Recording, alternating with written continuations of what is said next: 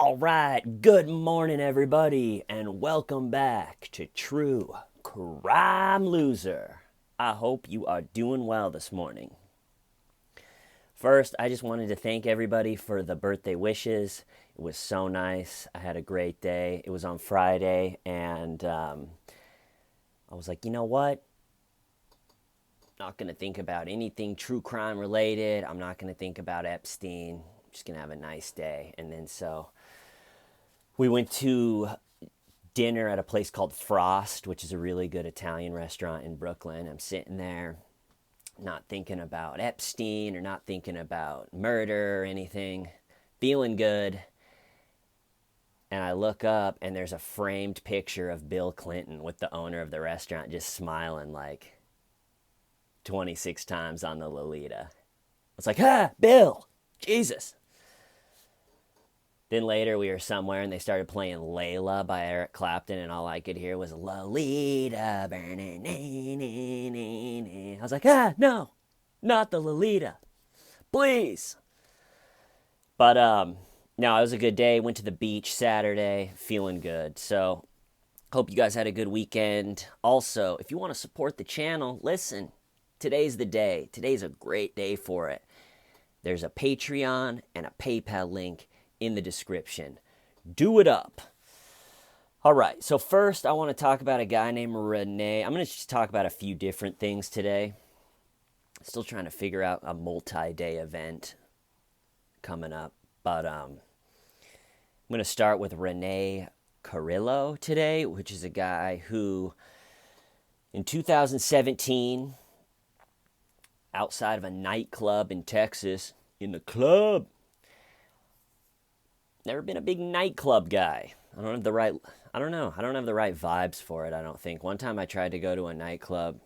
I've never actually tried to go to one for like my night out, but one time I was hanging out with my two friends and they're like, "We're in this club, come meet us." And I was like, "Oh God." So standing in line, and if you've never been, the nightclub scene, like the true nightclub, like in the club scene, they don't like just a one dude hanging out in line by himself, just one lonely dude going into the club like, hi. So my two friends that I was meeting, which were both very good looking girls, they were in already. So they were like, "You gotta come in. And I was like, okay, but they're not gonna, I'm just wearing New Balance sneakers. This is a club. I don't. And so I'm sitting there waiting in line, just being like, I know this is not going to go well. Who wants to let one lonely dude in the club? I'm just in there like, hey, sup? Can I get a bottle? Bottle service. And I finally get up to the bouncer, and he looks at me, and he looks at what I'm wearing and just my overall presence, and he goes, "Line starts on the next block." And I was like, "What do you mean?" I thought then he's like, "Line starts on the next block." And I was like, "Oh, okay, got it. Thank you." And then I called my friends and I was like, "I told you, they're not going to let me in just by myself wearing a t-shirt and without any girls with me or anything." And they were like, "All right, well, we'll just leave and we'll go somewhere else." So then they come out, and like I said, they're both just smoking hot, and they came out and we like hugged like, and I was like, "Yeah, this dude wouldn't let me in." And you could see the bouncer looking at them and then being like, "Oh crap, no, you guys we can go back, we'll get it." And we were just like, nah, later, bro. So that was my one attempt at my whole life to go into a true nightclub. But what was I saying? Oh yeah, so this Renee guy in 2017 got into a dispute in a nightclub in Texas. Afterwards, shot someone. Very clear footage of him walking up and just shooting this person inside the car and wounding another one. So that was in 2017. His trial was this past week, or no, a couple weeks ago. But he wasn't held during his trial in jail or anything, even though it was for murder, and he was sent home on an ankle monitor bracelet thing, the same way FOTUS Sup, Fotis. Same way, Fotis, in the Jennifer Dulos case, Fotis's mistress, she's on ankle bracelet. Like, we hear that all the time. It's kind of a new thing they're doing. And the pros to the ankle bracelets are it costs a lot less to have somebody, we got to feed and water the person if they are incarcerated. And so the thought is, let's save some money, use technology. They're supposed to be extremely hard to remove, and they satellite image, blah, blah, blah, can monitor. Well, this Rene Carrillo guy, a couple weeks ago, his trial only lasted 4 days because it's very clear video of him doing it. So on the 4th day of his trial, he disappeared. Right before the last day, he didn't show up, and the trial kept going, and they found him guilty and sentenced him to 99 years. But it doesn't really matter because he's gone, and he removed his ankle bracelet and disappeared.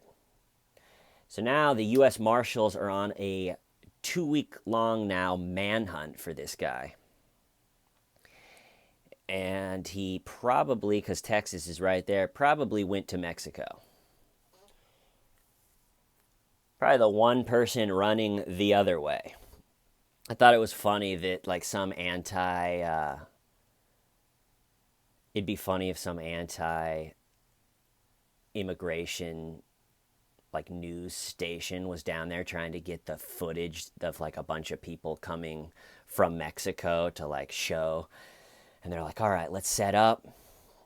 We'll get the shot. Hopefully we'll get people. And they hit, all right, action. And all they get is one guy running from America back to Mexico. And they're like, oh, shoot. All right, cut. Try to get a different one. But he booted probably back to Mexico. And to actually go out on the run for anybody, I think you need help from somebody. You need money to go on the run. And you need a change of identity, if possible. Like Scott Peterson, he got busted down by San Diego close to the Mexico border. And he had his brother's ID or brother's passport, which is key. Because if you get pulled over or you want to cross the border or you want to take a flight, you got to have another identity to give them, to be like, yeah, here, I'm Dave Peterson. Sorry. And so just thinking about the whole thing, to actually go out on the run, like if I put myself in this situation, like I wanted to either, to go out, fugitive from the law, you need a bunch of money, you need a different ID, and then I think one of the last things you need is you got to. It's like he's right there by Mexico. If it's possible, you got to make it look like I think you went to Mexico, like look like you went the obvious and either go the other direction or stay in the United States. Like I don't know, go to the border and leave something and then go the other way, or I don't know. But it does bring up a debate on these ankle monitors. Because like here's a guy that was going down for murder on film. So I don't know if that's the case that they should be on an ankle monitor. That, like Doulos, there's like it's hard to remove them, and it's like, well, if someone can cut a steel bike lock here in New York City, I think someone can cut one of those. Also, too, it's the last night. The next day, the good chance is they're going to find this guy guilty and life in jail. I think that would be a night maybe to send over a uniformed cop to sit out in front of his house. I don't know. But sure they'll find him, whether it's here in Mexico or whatever it is. But anyway, Rene Carrillo is on the loose, ankle bracelet free, and living life.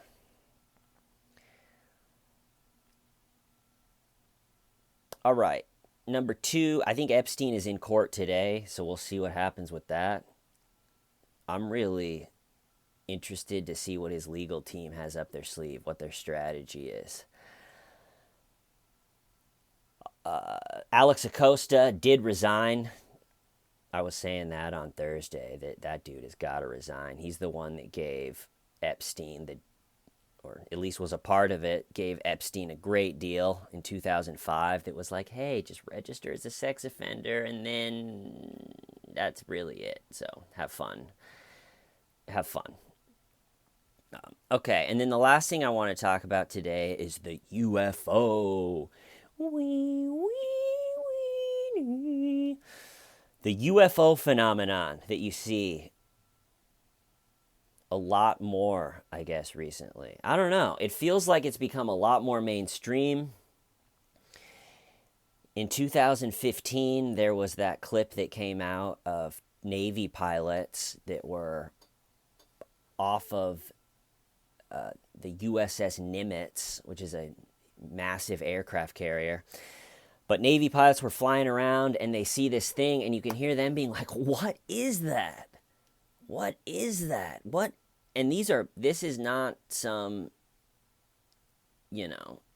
some person in the desert filming it with their phone being like, it's a UFO. These are Navy pilots that know what they're looking at, are experts at looking at other aircraft, and even they are like, what is that? And then it just shoots away. And then so Tom DeLonge, the bassist for, right? He's the bassist. The bassist for Blink-182. If you've been following that, he's like he isn't really a musician anymore and started this whole UFO company to slowly put out the information of that there really are aliens and all this stuff. And so he did, like a while back, he did a Joe Rogan podcast where he did not come off as a sane person. It's hard, like a Joe Rogan podcast is a 2.5, 3 hour long thing, and it's hard to hide behind, if you're pulling some kind of trickery or,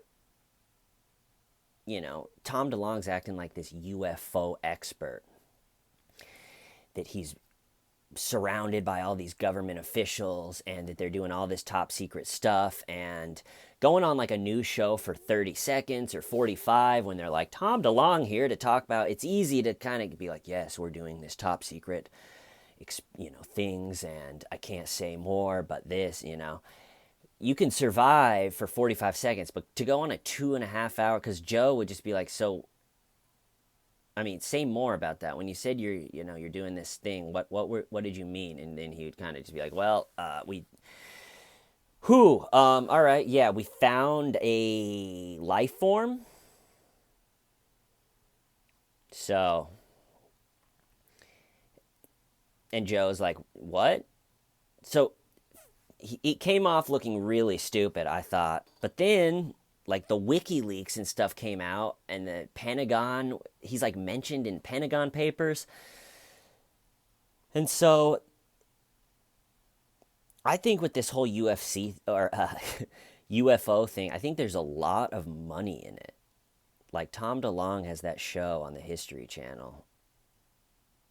And it's him, and he started this like UFO company, and there's all these high-level government people surrounding him.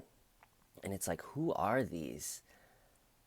Who are these people, and why are they working with the bassist from Blink-182? And I think what it probably is I think there's a lot of money in the whole UFO thing. People are totally fascinated by it. And there probably is UFOs, but I picture, and I can't be the first person with this theory, it just is obvious if you watch Tom DeLonge's alien shows where he's got all these like ex-generals and Pentagon people and everybody around him as a way to be like, look how legitimate this company is. Look how I'm not just the bassist from Blink 182. I'm an alien expert, okay? I've also noticed alien experts in all of the shows where they're like talking about UFOs or aliens. They're all just sitting in front of a bookcase. I think that's all you need to do to be an expert on UFOs or aliens, is be like, look, I'm sitting in front of books. You guys, there's a big bookshelf behind me, and therefore, and they're always just like, and the funny thing is under the crust in Mars is a whole civilization. It's like, what do you think you know that? Because you have long hair and you're sitting in front of books? You gotta, come on, dude. So Tom DeLonge has this like alien company that's like, this is the answer to aliens. And I'm pretty sure what it is here's Tom DeLonge with millions and millions of dollars from Blink 182. This guy was a stadium rock band. And so he's got all this money, and I think he probably hits up these government guys being like, hey, we're on the cutting edge of this alien thing, and I'm starting this company, and, I'll pay you this salary. And I think these government, Pentagon, whatever, are like, okay, here's the bassist from Blink 182. He wants to pay me $150,000 to be a part of this alien company that he has, where we like talk about UFOs and pretend that we know more than... Yeah, I'll do it. Yeah, sign me up. And then Tom is like, see, I have the best people in the world. And they're sitting there like, yeah, make sure to make it sound exciting to Tom, so he keeps paying us all this money. So I think it's actually kind of sad that, who knows? All right. But there have been a lot of UFO footage, and it's more on the mainstream news now than it's ever seen before.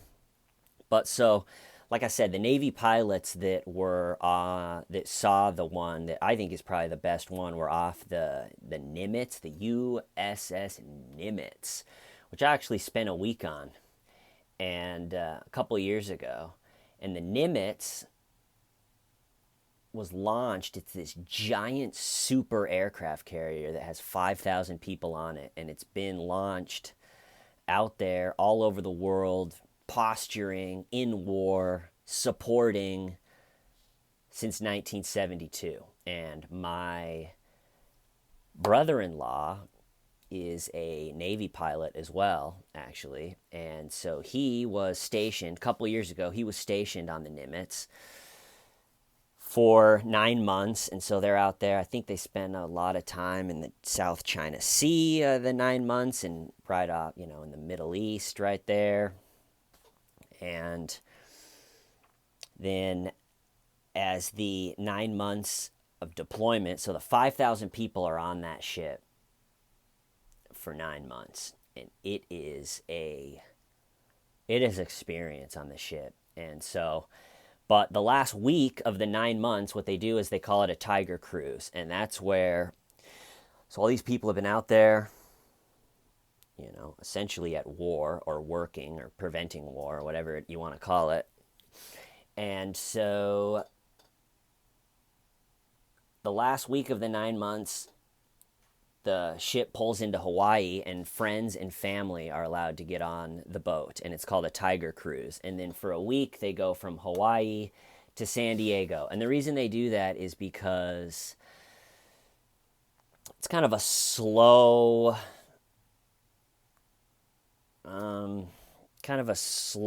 release back into society, I guess, for everybody that's been on there. All of a sudden, friends are on there, starts to feel like real life. You get to show your family what you do on the ship. Kind of eases the soldiers back into society after living the aircraft carrier life. And so they also do entertainment type things during the week. So they did shipwide bingo. There was a band one night. They do tours of all of the, places in the ship. They do air shows. And they did a comedy night one night, which is where I come in. So my brother-in-law who had been on the ship was like, hey, do you want to come and do a comedy show for the troops? You guys can do the Tiger Cruise. You'll be on the ship from San Diego, or from Hawaii to San Diego. And so me and my dad came along. So me and my dad met.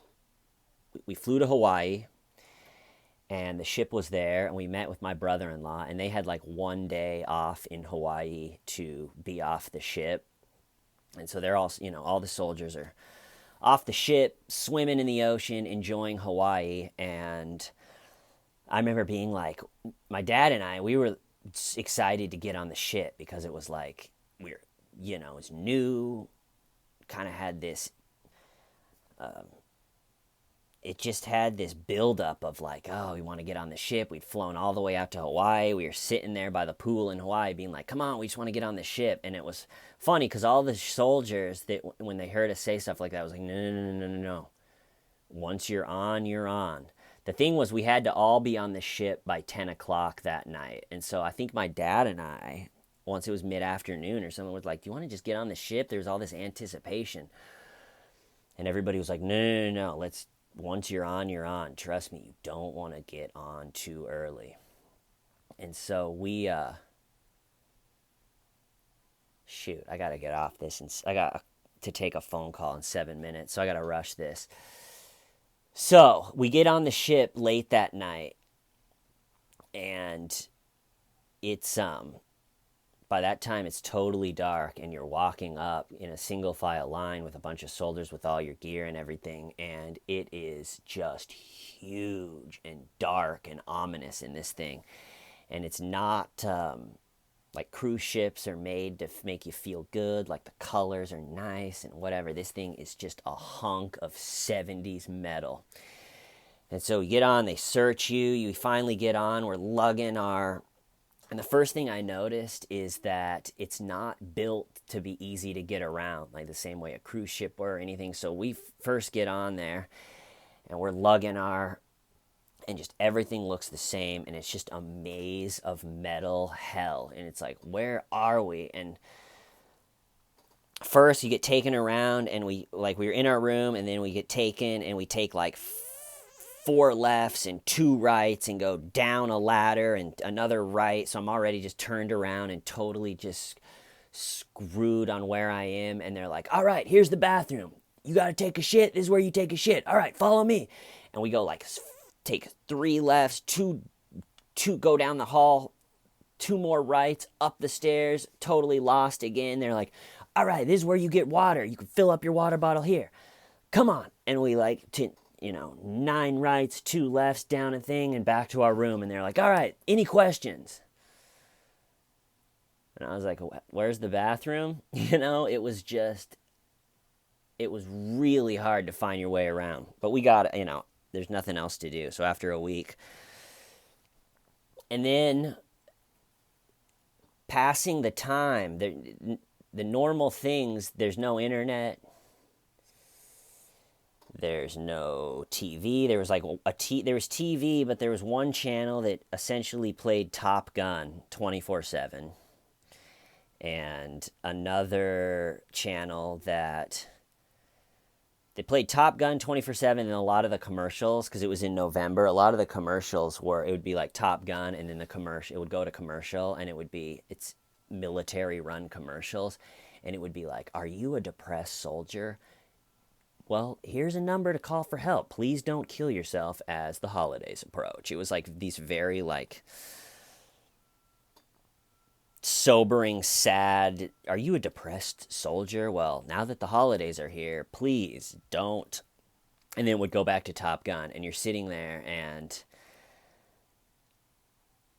it just, we would get up and try to kill time, and then finally it would be like time for a meal, and it'd be like, yes, something to do, and you would go. But we did all the tours, and like I said, I'm really rushing through this story. It's probably not the best. And then the show, I was nervous to do the show because a lot of these people, I was on there maybe 3 or 4 days before the show, and I was looking around knowing I had to do this comedy show, being like, a lot of these people, it looks like they haven't laughed in years, if ever. and they've just been at war for 9 months, and then they're just gonna see me like, hey, everybody, it's me. And so I was nervous, way more nervous than just a normal show. And like one night, I was just trying to. We were in the what's called the ready room, which is where everyone kind of hangs out. And this was like the last night, and I was like, "Is this the night they break out the secret stash of beer?" You know, just joking, making conversation. Like, "Is this the night where they bust it out?" And this guy was just like, "No, it's not." I was just like, "Okay, cool.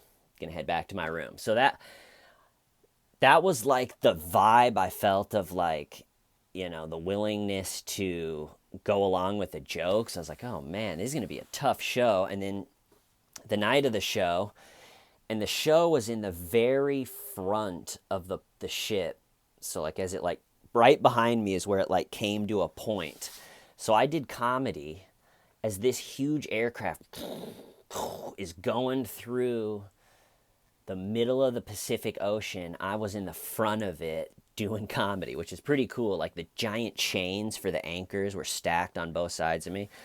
So the night of the show, me and my dad and my brother-in-law get there early, and the chairs are set up, and you can't dim the lights or anything. So it looks like a fucking Walmart in there. It just is totally bright. So I'm like, all right, yeah, that kind of sucks for me for the comedy, but it's all right. And also, comedy's great. The best room for comedy is a room that's low ceilings and dark, and this was super high ceilings and totally lit. And then also a bunch of kids started coming in and filling up the front row. They were all like, yeah, sit in the front, sit in the front. And I was like, oh, God, which I'd also never done comedy for a bunch of kids. And so I was planning to do 45 minutes of comedy, and then ended up, I have 1 minute. Ended up doing only 25 because I was like, there's kids here. I told them, I was like, I was going to do 45, but I don't know. A lot of this stuff is not appropriate. So they're like, yeah, just do whatever you want. And the show actually turned out really, really fun. If I get a phone call and this cuts off, this episode just ends abruptly. Sorry about that. But maybe they won't call for a few minutes. The show turned out to be really fun. I got a lot of it was probably the most fulfilling show I've ever done, because people came up to me afterwards and was like, my kid hasn't laughed. We were kind of even worried, hasn't laughed this whole week, and was belly laughing. And soldiers came up and were like, I haven't laughed that much in a while. I really just felt the appreciation, and I'm so glad I did it, because the least I can do for these soldiers is, give them a half-hour show of what I can do. They've been out there for months, and so that felt really good. The last thing I want to talk about, too, is how cold it was. So it was freezing. Once we got out in the middle of the ocean, I was walking around all day with a wool long underwear, pants, a wool, long-sleeve top, and my down coat with the hood on. And sleeping was freezing. It was just a nuts experience, and we were so ready to get off. It was funny. They finally takes forever, even the day that you get off, for them to dock the boat and for finally to open it up so you can leave. And I felt like one of those. I felt like I had been at war for years. Like all the soldiers were walking off and grabbing their lady, and kissing them, and I was like, I'm off too. No one was there to greet me though. But anyway, I gotta go, people. Hope you're having a great day. And yeah, I'll see you next time. Why? Stab in why. Shamita.